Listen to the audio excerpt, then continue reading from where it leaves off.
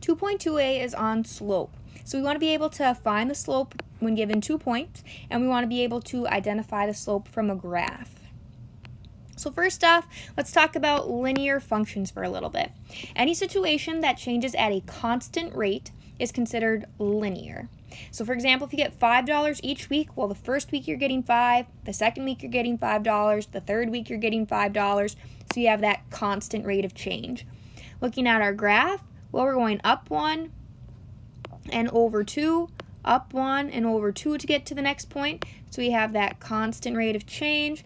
Looking at our table, as x goes up by 1 each time, well, y is going up. From 5 to 7, we're adding 2. From 7 to 9, we're adding 2. From 9 to 11, we're adding 2. So it's that constant y value, that constant change. And when you're looking at an equation, it's when you have the highest degree of x is 1. So basically, it's just x all by itself. So when we have y equals mx plus b, this is really x to the first power. We just don't write it because it's implied. But anytime it's just x by itself with no other exponent, then that is linear. Notice that linear, the root word of that is line, right? So a linear function is really just going to end up being a straight line. Okay, that's a linear function. That's what we're talking about in Unit 2. So the question is, what are nonlinear functions? Nonlinear functions are situations that do not change at a constant rate. So for example, you double the amount you are saving each week. So if the first week you save $10, well, if you double that, the next week you'll be saving $20. And if you double that, the next week you'll be saving $40. So notice how these are not constant, they are changing. Looking at our graph, well, we're going up and then down and then up and then down. Also, it's not a line. If it's not a straight line, it is not linear. Okay. Looking at our table, well, our x value is still going up by 1 each time. Looking at our y value, from 2 to 5, we are adding 3. From 5 to 11, we are adding 6. And from 11 to 20, we are adding 9. These are not constant, so it's not linear. And then looking at our equation, for example, y equals 3 times x squared plus 2. Notice how this has an exponent of 2.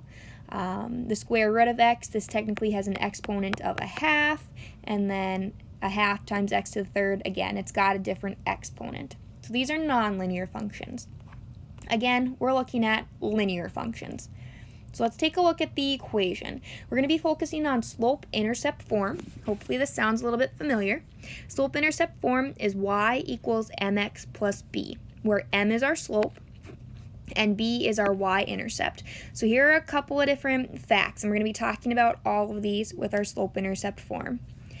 So m, our slope, it represents the rate of change. So how fast is something changing? So for example, you're getting $5 a week. 5 would be your slope. If the temperature was rising 2 degrees per hour, well, the slope is 2, because that's the rate of change. It also tells the angle and direction of the line, so how steep the angle is, if it's going up or if it's going down.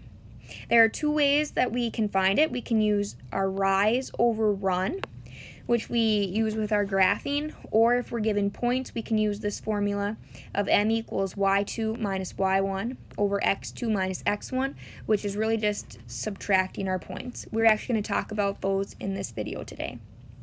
Very quickly, our y-intercept, well, that's a starting value in any situation. So if you're going to start saving money and you already have $5 in your piggy bank, $5 is your starting value. So that's your y-intercept.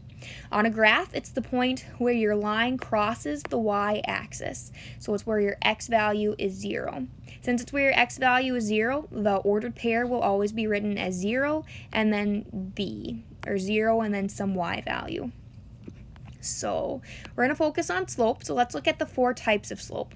First off, our slope could be positive. Well, if our slope is positive, our graph is increasing. Right? We always read our graph from our left to our right. So notice when we start over here on the left side, it is going up. Our graph is increasing overall. Negative is when our graph is decreasing. So we start high up and it's getting lower and lower as the graph goes on, so it's going down. We could also have a slope of 0. So a slope of 0 is any horizontal line. Okay, any horizontal line is our 0 slope. So for example, When this happens, m equals 0, and you end up with a function of y equals some number. So for example, this line would be a y value of -1, -2, -3, -4, -5. So this line would be written as y equals -5. Because it doesn't matter what point you pick on the line, your y value is -5. So that is a 0 slope. And then last but not least, we have an undefined slope. An undefined slope. So for example, that would be a vertical line. That would be a vertical line. So in this instance, our slope doesn't actually exist. So we would say does not exist, or DNE for short. Okay. When this happens, you just have x equals some number. So for example, the graph of this line, well, x is on 3. So this graph would be written as x equals 3. So these are our 4 types of slope. Really quickly, this just sums up everything we've said about slope. Right, our 4 different types. And then we're going to be looking at using our rise over run formula and our y2 minus y1 over x2 minus x1 formula in order to find the slope. So our linear functions, we could look at them as an equation. So if we're looking at y equals -2/3 x plus 4, well, our slope is whatever is being multiplied by x. So here our slope would be -2/3.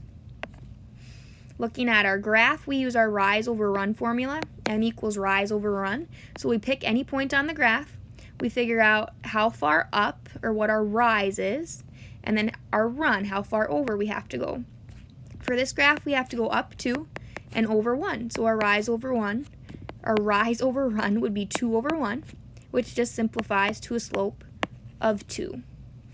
When you have any 2 points on the line, we're going to use this formula, y2 minus y1 equals x2, or divided by x2 minus x1.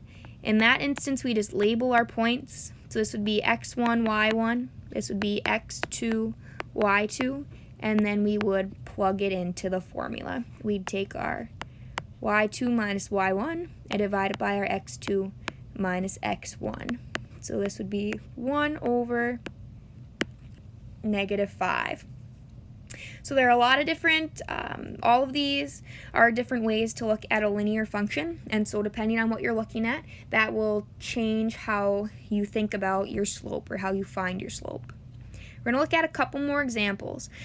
So finding the slope from a line, remember we are going to use our slope equals our rise over run. So we want to find our rise and our run. So I'm going to pick a nice point. So for example, this is where two of my grid lines are meeting, so it's got a nice x and y value.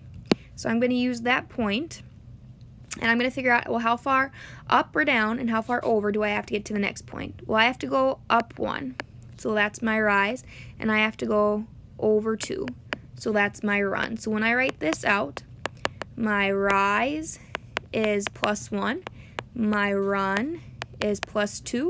Well, 1 over 2 is just a half, so our slope is 1/2. Now it'd be good time to pause the video and try this next one. Letter B, notice this line is decreasing, so we're going to have a negative slope. So I always have to start from left to right, so I'm starting at this point. I have to go down 2, so I actually have to go down 2, we represent that with a negative, and then I have to go over 2 to get to the next point. So our rise over run would be -2 over +2. Well, that just simplifies to -1. So -1 would be our slope. Notice when our line is going up, we have a positive slope. When our line is going down, we have that negative slope. We're also going to look at finding the slope between each pair of points. So again, this is our formula. Our m equals y2 minus y1 over x2 minus x1. And all this really means is that you subtract your y values and then you subtract your x values. That's all this means. So let's start off by labeling. So I've got x1 and y1. Our ones are always together from the same ordered pair. And I've got x2 and y2. Again, I've got an x value and a y value. And then we plug them into our formula. Well, y2 is 5 minus y1 is 3. X2 is -5 minus x1 is -6. We're actually subtracting a -6 here. Well, 5 minus 3 is just 2. Negative 5 minus a negative 6, we could actually write as negative 5 plus 6 because these two negatives make a positive. So we have 2 over negative 5 plus 6, which is really just 1. 2 over 1 is just 2, so our slope m equals 2. So this is our formula. Again, all this formula is saying is take your y's, right? Subtract your y's, and then subtract your x's. Subtract your y's, and then subtract your x's. So here are my y's, 8 and 8. So I'm going to take 8 minus 8 over my x's, 2 minus 0. Okay. Well, 8 minus 8 is just 0. 2 minus 0 is 2.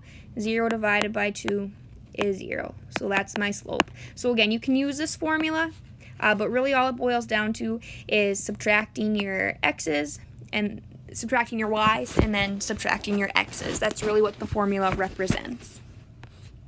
Really fast, just to review, we talked about slope in this video.